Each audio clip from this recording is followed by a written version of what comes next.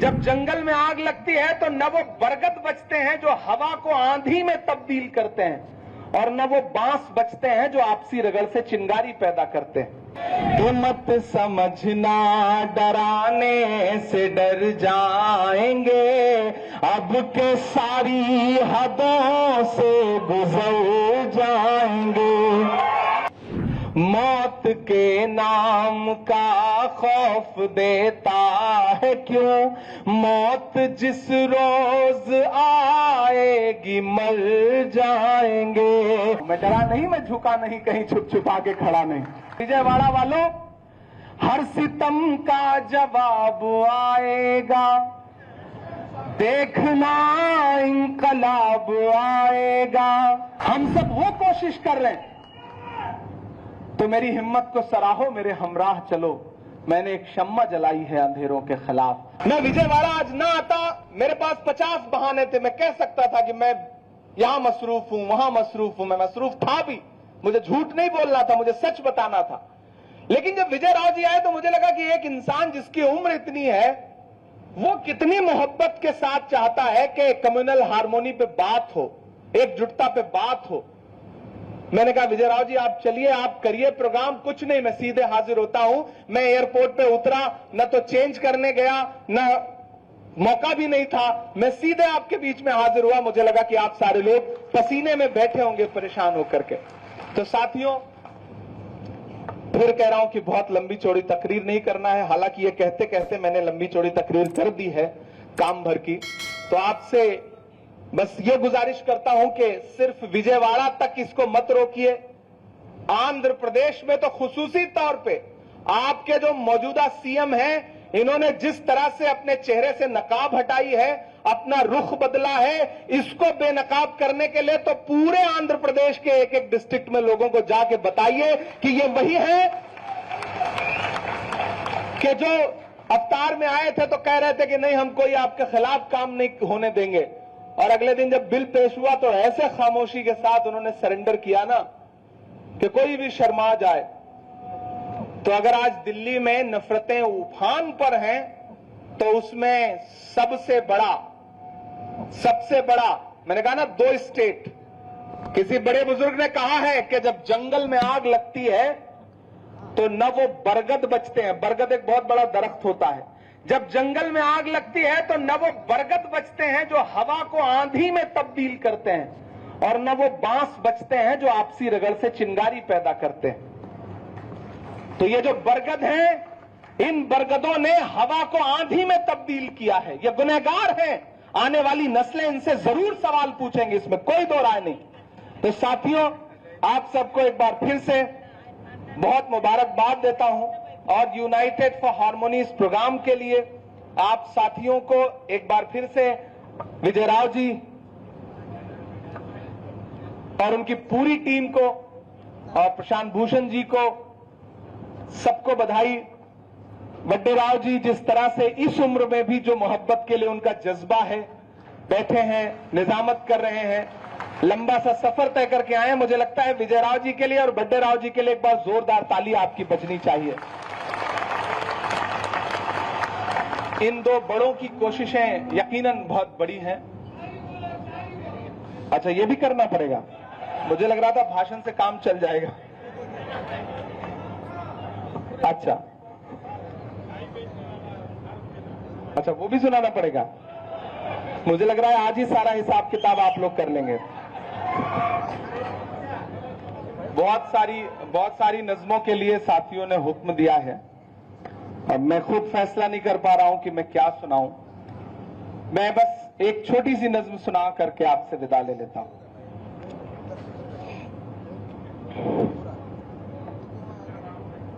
अच्छा, चंद्र बाबू पे, मैं आजकल नीतीश बाबू पे ज्यादा सुना रहा हूं। मत समझना डराने से डर जाएंगे। आप थक तो नहीं गए हैं? थके नहीं है ना? तो मत समझना डराने से डर जाएंगे, अब के सारी हदों से गुजर जाएंगे। मैंने पार्लियामेंट में कहा था कि जिल्ले इलाही जमहूरियत जो है वो ठसक और अकड़ से नहीं चलती है। इसी ठसक के साथ देश की पार्लियामेंट में सीए का कानून भी लाया गया था ना, याद है आपको? और होम मिनिस्टर साहब ने क्रोनोलॉजी समझाई थी। लेकिन मैं मीडिया के साथियों को उस कानून का सच बताता हूं कि उस कानून के आने के बाद आज तक, जब नारा यह लगाया गया था कि पड़ोसी मुल्कों से हिंदू भाइयों को ला करके भारत की सिटीजनशिप दी जाएगी, लेकिन आप यकीन जाने ये डेटा है पार्लियामेंट का कि आज तक जब से वो कानून आया है 2000 हिंदू भाई भी नागरिकता लेने के लिए इनके पास नहीं आए, 2000 भी। लेकिन उसके उलट पिछले 10 साल में इस देश के 15 लाख से ज्यादा लोगों ने हिंदुस्तान की सिटीजनशिप छोड़ दी है और दूसरे देशों में जाकर के बस गए। मैंने उस दिन उनके मुंह पे कहा तो वो बगले झांकने लगे। मैंने कहा आप इसी जिद के साथ किसानों के खिलाफ भी कानून लाए थे और आपने बड़े बड़े फायदे गिनाए थे किसानों को कि ये जो फॉर्म्स लॉ हैं इनके बड़े फायदे हैं। जैसे आज वक्फ के कानूनों के बड़े फायदे गिना रही है भाजपा। मतलब ये कह रही है कि हम मुस्लिम बहनों के इंसाफ की बात कर रहे हैं, हम मुस्लिम बहनों को उनका हक देंगे। मैंने कहा बिल्किस बानो के बलात्कारियों की रिहाई पर उन्हें माला पहनाने वाले मुस्लिम बहनों के हक और इंसाफ की बात कर रहे हैं। उन्होंने कहा हम गरीब मुसलमानों को इसमें हक देंगे।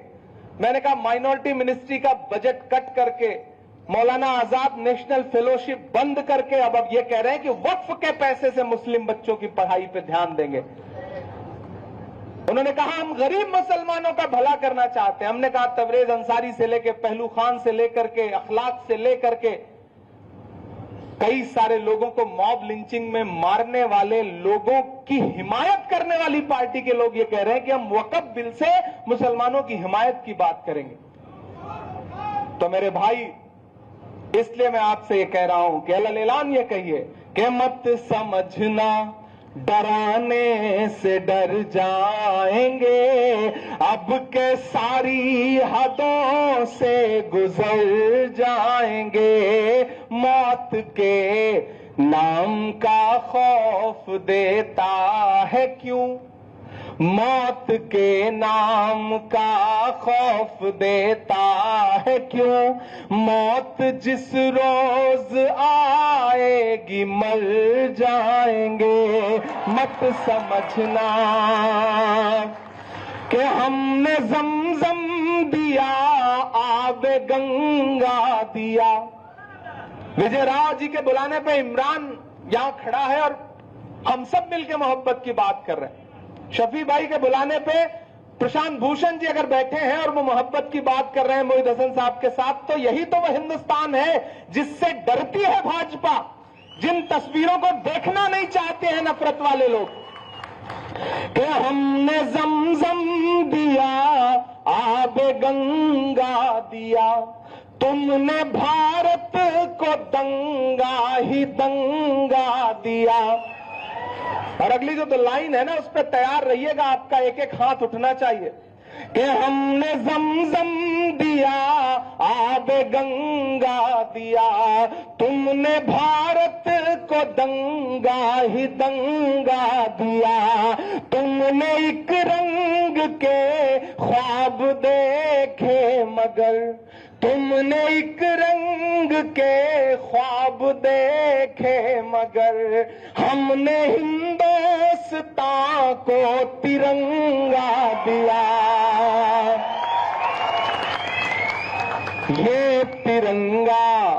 ये तिरंगा बदन पर लपेटे हुए, ये तिरंगा बदन पर लपेटे हुए, एक दिन इस ज़मीन में उतर जाएंगे, मत समझना डराने से डर जाएंगे, अब के सारी हदों से गुजर जाएंगे।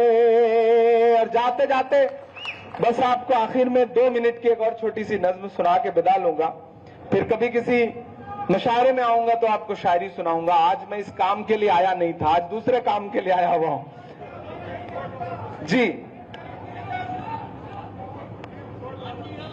जी मैं सारे सुना देता हूं। अभी तो पीछे से मुझे दादा ने याद दिलाया, मैं पिछले दिनों गुजरात गया, जामनगर गया, और मैं जामनगर तब गया जब देश की पार्लियामेंट में एक दिन होम मिनिस्टर साहब रिप्लाई करते करते डॉक्टर बाबा साहब अंबेडकर के बारे में अपमानजनक बात कर गए।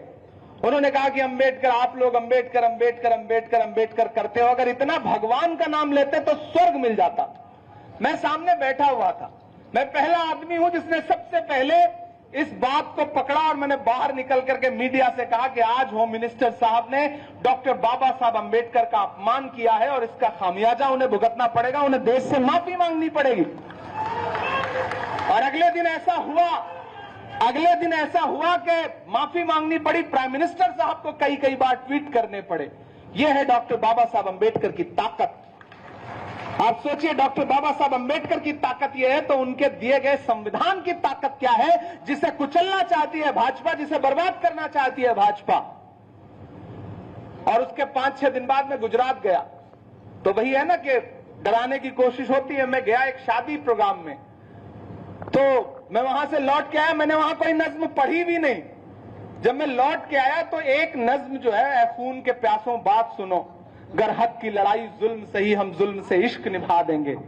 ये एक नज्म मेरे सोशल मीडिया के साथियों ने, जो वीडियो बड़ा खूबसूरत सा था, मुझ पे फूल बरस रहे थे, उन्होंने लगा के डाल दिया। तो मुझे मीडिया के जरिए पता चला कि 5 दिन बाद आपके खिलाफ जामनगर में FIR हो गई। मैंने कहा अच्छा, अंबेडकर जी का बदला वहां से लिया जा रहा है। फिर मुझे कुछ लोगों ने कहा कि आप इंस्पेक्टर से बात कर लीजिए, SP से बात कर लीजिए, ये मुकदमा खत्म हो जाएगा। नहीं, मैंने कहा नहीं, बात नहीं करूंगा, इस मुकदमे को लड़ेंगे हम। और मैं हाई कोर्ट गया, प्रशांत जी यहां बैठे हैं, हाई कोर्ट गया, 56 मिनट बहस हुई, सब कुछ 56 में ही चल रहा है, 56 में ही 56 मिनट बहस हुई। जज साहब ने कहा कि नहीं, इन्होंने तो थ्रोन के खिलाफ, यानी कि सिंहासन के खिलाफ कुछ बोला है, इसलिए इनके ऊपर मुकदमा तो बनता है। और ये कहकर के मेरी पिटीशन खारिज कर दी। जब मेरी पिटीशन हाई कोर्ट से खारिज हुई तो मैंने कहा चलो सुप्रीम कोर्ट चलते हैं, लड़ेंगे इस बात को। और मुझे लगता है पहली बार ऐसा हुआ होगा कि एक नज्म को लेकर के फिर मैं सुप्रीम कोर्ट आया। और जब सुप्रीम कोर्ट में जस्टिस अभय ओक साहब और जस्टिस उज्जवल भुयान साहब के बेंच में वो मुकदमा गया, तो पहले दिन पहले मिनट में उन्होंने उसका ट्रांसलेशन पढ़ा और फिर हंसे, और हंस के कहा कि क्या सरकारों के पास और पुलिस के पास माइंड नहीं है, उसको अप्लाई नहीं करते क्या ये लोग। और 2 हियरिंग के बाद उन्होंने जो हिस्टोरिकल जजमेंट दिया है, वो FIR भी क्वैश किया, और 54 पेज का 56 से उन्होंने 2 कम किया, 54 पेज का एक ऐसा बेंचमार्क जजमेंट उन्होंने फ्रीडम ऑफ स्पीच पर दिया है। तो मैं लड़के आ रहा हूं, मैं डरा नहीं, मैं झुका नहीं, कहीं छुप छुपा के खड़ा नहीं, कि जख्म पर जख्म खा के निकले हैं हाँ, मगर मुस्कुरा के निकले हैं। जख्म पर जख्म खा के निकले हैं हाँ, मगर मुस्कुरा के निकले हैं। सर झुकाने का हुक्म जब आया, सर झुकाने का हुक्म जब आया, और भी सर उठा के निकले हैं। नारे हक लगा के निकले हैं, नारे हक लगा के निकले हैं। और विजयवाड़ा वालों, हर सितम का जवाब आएगा, देखना इंकलाब आएगा। जिन्हें ये लगता है कि 10 साल 15 साल 20 साल की हुकूमत में वो सब बदल देंगे, अपनी मर्जी का हिस्ट्री, अपनी मर्जी का इतिहास जो है वो देश के सामने रख देंगे, चंद सड़कों के शहरों के नाम बदलने से वो सारा निजाम बदल देंगे। दरअसल उन्हें पता ही नहीं है कि आप 10, 20, 25 साल के तारीख और हिस्ट्री की जो बात कर रहे हैं, ये हिस्ट्री बड़ी जालिम होती है, तारीख बहुत जालिम है। 50 साल और 100 साल 200 साल हुकूमत करने वाले लोग एक पन्ने में पलट जाते हैं और अगली हुकूमत आ जाती है। यह हिस्ट्री बहुत जालिम है, उन्हें यह बात समझनी पड़ेगी। और इसलिए मैं अलल ऐलान ये कहता हूं, मेरा यकीन है ये कि हर सितम का जवाब आएगा, देखना इंकलाब आएगा। अच्छे दिन का किए थे जो वादा, उनका दिन भी खराब आएगा, उनका दिन भी खराब आएगा। झूठ के हाकिमों के चेहरे पर आईना हम दिखा के निकले हैं, नारे हक लगा के निकले हैं, और भी सर उठा के निकले हैं। और जाते जाते बस आपसे आखिर में इतना कह रहा हूं साथियों कि एक बार जंगल में आग लगी थी। जंगल के सारे जानवर परिंदे अपना घर छोड़ के भाग रहे थे, आशियाना छोड़ के भाग रहे थे। एक नन्ही सी गौरैया, एक बहुत छोटा सा परिंदा होता है ना, देखा है आपने, बहुत छोटा सा, गौरैया बोलते हैं उसको हमारी तरफ, आपकी तरफ कुछ और बोलते होंगे। वो नन्ही सी गौरैया अपने जलते हुए घोंसले को देख रही थी, और पड़ोस में जो एक दूसरा दरख्त था उस पर बैठ करके उसकी आंख में आंसू थे। एकाएक उसके अंदर हिम्मत आई, उसको लगा कि ये दहकती हुई आग मेरा आशियाना जला दे रही, पूरे जंगल को जला दे रही। तो पड़ोस में एक और जंगल था जहां पर एक तालाब था, उसमें पानी था। वो उड़ती हुई उस तालाब के ऊपर गई और अपनी चोंच, नन्ही सी चोंच में जो 2 बूंद पानी भर सकती थी ना, वो भर करके उस दहकती हुई आग के ऊपर उड़ करके आई और अपनी चोंच का 2 बूंद पानी छोड़ दिया। फिर पलट के गई, फिर चोंच का 2 बूंद पानी लेकर आई, फिर गई, फिर लेके आई। ये करते करते जब वो बहुत थक गई ना, तो वो सामने जो पेड़ था उस पर बैठ के थोड़ा सा सुकून की सांस लेने लगी। तो वहां बैठे हुए अजगर ने उससे कहा, क्यों री गौरैया, तुझे क्या लगता है तेरे 2 बूंद पानी से जंगल की इतनी बड़ी आग बुझ जाएगी? तो गौरैया के जवाब को विजयराव जी का जवाब समझना, प्रशांत भूषण जी का जवाब समझना, इमरान का जवाब समझना, मस्तान वली का जवाब समझना, दादा गांधी जी का जवाब समझना। गौरैया ने अजगर से कहा कि मुझे यह पता है कि मेरे 2 बूंद पानी से शायद जंगल की इतनी बड़ी आग का कुछ ना बिगड़े, लेकिन उससे भी बड़ी बात मुझे यह पता है कि आने वाले दिनों में जब जंगल का इतिहास लिखा जाएगा तो मेरा नाम आग लगाने वालों में नहीं बल्कि आग बुझाने वालों में लिखा जाएगा। हम सब वो कोशिश कर रहे हैं, तो मेरी हिम्मत को सराहो, मेरे हमराह चलो, मैंने एक शम्मा जलाई है अंधेरों के खिलाफ। बहुत शुक्रिया आप सारे लोगों की मोहब्बतों का। फिर आपसे कभी मुलाकात होगी।